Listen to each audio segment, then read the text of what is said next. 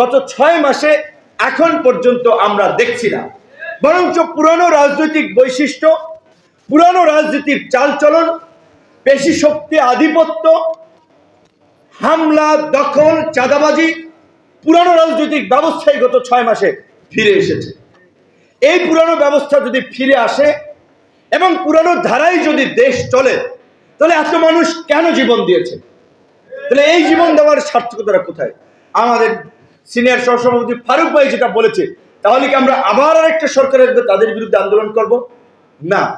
এই জন্যই সেনা প্রধান বলেছে, যে আমরাও বলতে চাই, এনাফ ইজ এনাফ, এনাফ হয়েছে। এখন আমাদেরকে অবশ্যই একটা নতুন রাজনৈতিক সমঝোতায়, জাতীয় ঐক্যমতের ভিত্তিতে আগামীর বাংলাদেশকে আমরা কোথায় দেখতে চাই, আমরা কি কি পরিবর্তন করতে চাই, সেই বিষয়ে সিদ্ধান্তে পৌঁছাতে হবে। এই যে ক্ষমতার মসনদ, চেয়ারের প্রতি এত মায়া তৈরি হয়, চেয়ার কেউ ছাড়তে চায় না। সেটা আমরা বলেছিলাম, সংসদের মেয়াদ কমিয়ে আনেন, 4 বছর করতে পারলে কিন্তু ভালো। আমি এটাতে কারো বিরোধিতা থাকার কথা তো না, তাই না ভাই? 5 বছর পর পরও নির্বাচন হবে, 4 বছর পর পর নির্বাচন হবে। আগে 5 বছর পরে অংশগ্রহণ করতাম আমরা, এখন 4 বছর পরে যাব।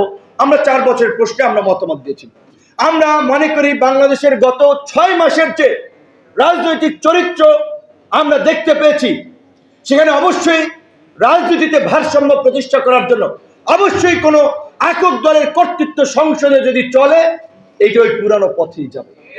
তার জন্য আমরা বলেছিলাম আনুপাতিক হারে নির্বাচন হবে। আনুপাতিক হারে নির্বাচন হলে সকল দলের প্রতিনিধিত্ব সংসদে থাকবে। দল অবশ্যই, আমি যতই নিরপেক্ষ থাকি, আমার কাছে এখন অবশ্যই আমার এই যে গত 18 সালের প্রতিকূল সময় রাজনীতি করে ছাত্র তরুণদের পাশাপাশি বয়সে একটু বয়োজ্যেষ্ঠ হলেও মনে প্রাণে তারুণ্য, এই যে আমাদের যে সমস্ত নেতৃবৃন্দ এখানে এই চুলদাড়ি পাকা লোকজনগুলো বসে আছে এখানে, যারা তারা আমাদের সাথে রাজনীতি করতে এসে লাঞ্ছিত হয়েছেন, নিপীড়িত হয়েছেন, অপমানিত হয়েছেন, মাঝে মাঝে নিজের মধ্যে একটা অপরাধ বোধ কাজ করে, যে এই মানুষগুলোকে আসলে আমরা কি তাদের জীবদশায় তাদের জন্য কোনো সম্মান নিশ্চিত করতে পারবো কিনা।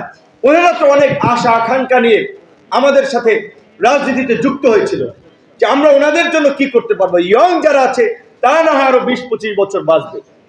তো আমরা সেজন্য আমরা বলেছিলাম যে অন্তত যদি আমরা দেশে একটা ভালো ব্যবস্থা তৈরি করতে পারি, সিনিয়র নাগরিক হিসেবেও তারা অন্তত সব জায়গায় সম্মানিত হবেন।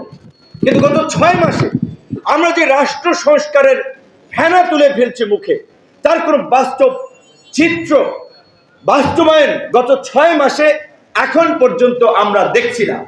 বরঞ্চ পুরানো রাজনৈতিক বৈশিষ্ট্য, পুরানো রাজনীতির চালচলন, পেশি শক্তি, আধিপত্য, হামলা, দখল, চাঁদাবাজি, পুরানো রাজনৈতিক ব্যবস্থাই গত 6 মাসে ফিরে এসেছে। এই পুরানো ব্যবস্থা যদি ফিরে আসে এবং পুরানো ধারায় যদি দেশ চলে, তাহলে এত মানুষ কেন জীবন দিয়েছে? তাহলে এই জীবন দেওয়ার সার্থকতা কোথায়? আমাদের সিনিয়র সহসভাপতি ফারুক ভাই যেটা বলেছে, তাহলে কি আমরা আবার আরেকটা সরকার আসবে তাদের বিরুদ্ধে আন্দোলন করব? না। এই জন্যই সেনা প্রধান বলেছে, যে আমরাও বলতে চাই, এনাফ ইজ এনাফ, এনাফ হয়েছে। এখন আমাদেরকে অবশ্যই একটা নতুন রাজনৈতিক সমঝোতায়, জাতীয় ঐক্যমতের ভিত্তিতে আগামীর বাংলাদেশকে আমরা কোথায় দেখতে চাই, আমরা কি কি পরিবর্তন করতে চাই, সেই বিষয়ে সিদ্ধান্তে পৌঁছাতে হবে। ইতিমধ্যে 15টি সংস্কার কমিশন তাদের রিপোর্টগুলো দিয়েছেন। প্রধান উপদেষ্টা একটা জাতীয় সংলাপ ডেকে আমাদেরকে বলেছিলেন, যে সমস্ত রাজনৈতিক দল যেই ইস্যুতে ঐক্যমত হবে ওয়েবসাইটে দেওয়া থাকবে, এবং যতদূর সম্ভব আমরা ঐক্যমতে পৌঁছাই, সেগুলো বাস্তবায়ন করা হবে। বাংলাদেশের প্রেক্ষাপটে বা দুনিয়াতে আসলে সব মানুষ কখনোই এক সিদ্ধান্তে কিংবা একই মতে আসবে না। মত পথের ভিন্নতা এটা সার্বজনীন, এবার দুনিয়ার একটা সত্য। কাজেই আমরা তখন অনেক নেতৃবৃন্দ, সিনিয়র নেতৃবৃন্দ বলেছিল, আপনি যেহেতু হেড অফ দ্য গভর্নমেন্ট, আপনার একটা গ্রহণযোগ্যতা আছে, আপনাকে মানুষ বলে সফট টকার, সুইট টকার, কিন্তু আপনাকে এখানে দায়িত্ব পালন করতে হলে মাঝে মাঝে হার্ড হতে হবে। সিদ্ধান্ত সবার কথা শুনে নিতে হবে। সেক্ষেত্রে কার্পণ্য করলে চলবে না, কিছু ক্ষেত্রে একটু শক্ত ভূমিকা পালন করতে হবে। আমরা অবশ্যই বলতে চাই, সংস্কারের প্রশ্নে আমরা যেটা গণ অধিকার পরিষদের পক্ষ থেকে প্রস্তাবনা দিয়েছি, অনেকের কাছে সেটা গ্রহণযোগ্য হয়েছে। আমরা মনে করি এই যে ক্ষমতার মসনদ, চেয়ারের প্রতি এত মায়া তৈরি হয়, চেয়ার কেউ ছাড়তে চায় না। সেক্ষেত্রে আমরা বলেছিলাম সংসদের মেয়াদ কমিয়ে আনেন 4 বছর, করতে পারলে কিন্তু ভালো। আমি এটাতে কারো বিরোধিতা থাকার কথা তো না, তাই না ভাই? 5 বছর পর পরও নির্বাচন হবে, 4 বছর পর পর নির্বাচন হবে। আগে 5 বছর পরে অংশগ্রহণ করতাম আমরা, এখন 4 বছর পরে যাব। আমরা 4 বছরের প্রশ্নে আমরা মতামত দিয়েছি। আমরা মনে করি বাংলাদেশের গত 6 মাসের যে রাজনৈতিক চরিত্র আমরা দেখতে পেয়েছি, সেখানে অবশ্যই রাজনীতিতে ভারসাম্য প্রতিষ্ঠা করার জন্য অবশ্যই কোনো একক দলের কর্তৃত্ব সংসদে যদি চলে, এইটা ওই পুরানো পথেই যাবে। তার জন্য আমরা বলেছিলাম আনুপাতিক হারে নির্বাচন হবে। আনুপাতিক হারে নির্বাচন হলে সকল দলের প্রতিনিধিত্ব সংসদে থাকবে।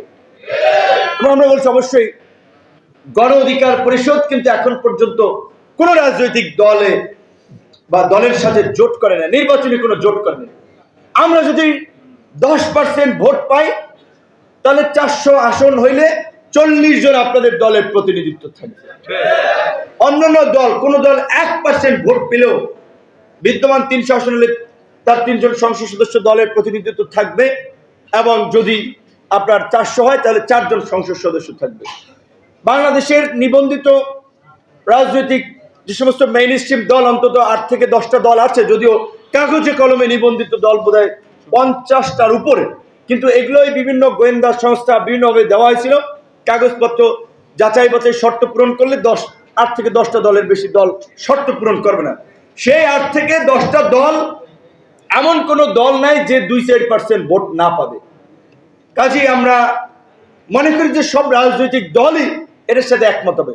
হয়তো কোন দল দাদাগিরি করতে চাওয়ার জন্য না, আমরা নির্ধারণ করব কে এমপি হবে, কে মন্ত্রী হবে। আমরা 2-4টা সিটাই পাঠাই দেব, আমাদের করুণায় কৃপা নিয়ে অন্যরা এমপি হবে কিংবা সংসদে যাবে। এটা আমরা পরিষ্কারভাবে বলতে চাই। ওই পুরানো ব্যবস্থার জন্য আমরা জীবন দেই না। অবশ্যই ব্যবস্থার পরিবর্তন আমরা করব। আগামী নির্বাচন হবে আনুপাতিক হারে।